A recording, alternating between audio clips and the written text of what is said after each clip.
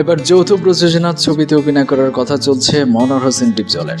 আগামী মাসের প্রথম সপ্তাহে বিষয়টি চূড়ান্ত হওয়ার কথা রয়েছে। যদি তিনি যৌথ প্রযোজনার এই ছবিতে অভিনয় করেন, তবে দীর্ঘদিন পরে একই ছবিতে দেখা যাবে ডিপজল ও শাকিব খানকে। এ প্রসঙ্গে ডিপজল এনটিভি অনলাইনকে বলেন, 2 বছর ধরেই যৌথ প্রযোজনার ছবিতে অভিনয় করার জন্য অফার আসছিল। এবার ছবি শুরু করার পর কলকাতার বেশ কয়েকটি প্রযোজনা প্রতিষ্ঠান আমাকে নিয়ে কাজ করতে চাইছে। এরই মধ্যে একটি প্রতিষ্ঠানকে আগামী মাসের 5 তারিখে ডেট দিয়েছি। তারা 3 তারিখে বাংলাদেশে আসবে। 5 তারিখ তাদের সঙ্গে সামনাসামনি কথা বলবো। তারপর যদি সবকিছু ঠিকঠাক থাকে তবে বিষয়টি চূড়ান্ত করব।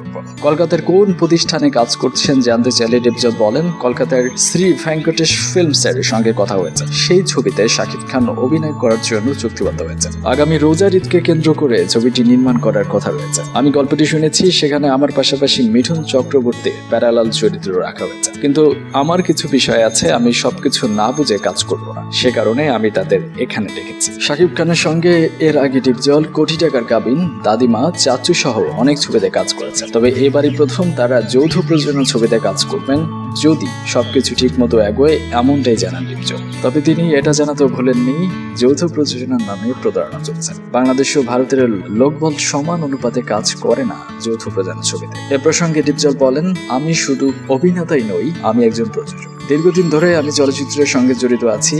এখনো আমার বেশ কয়েকটা সিনেমা হল আছে, আরো সিনেমা হল আমি বানাচ্ছি। আর আমার এই চলচ্চিত্রের ব্যবসা পুরোটাই বাংলাদেশে। তাছাড়া সবাই জানে আমি শুধু টাকার জন্য চলচ্চিত্র করি না। এ কারণে যে কাজ করলে আমাদের বাংলা চলচ্চিত্রের মঙ্গল বয়ে আসবে না, সেরকম কাজ আমি করব না।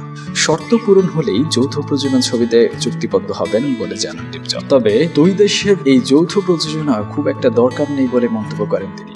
যৌথ প্রযোজনা আমাদের আসলে দরকার নেই, কারণ বাংলা ছবির দর্শক যদি বিশ্বব্যাপী 30 কোটি থাকে, তার মধ্যে বাংলাদেশে আছে 80 ভাগ। তবে যেহেতু আমরা টেকনিশিয়ালি একটু দুর্বল, সে কারণে আমাদের টেকনিশিয়ানদের নিয়ে কাজ করলে তাদের টেকনোলজি জ্ঞানটা আরেকটু সমৃদ্ধ হবে। তাই বলে যৌথ প্রযোজনা নিয়ে পড়ে থাকলে হবে না, নিজেদের দেশের চলচ্চিত্রকে এগিয়ে নিতে হবে। আমি যাই করি না কেন, আমাদের ছবির ক্ষতি করে আমি কিছু করবো না। বিনোদন জগতের যে কোনো খবর পেতে আমাদের মিডিয়া নিউজ 24 চ্যানেলটিকে সাবস্ক্রাইব করুন।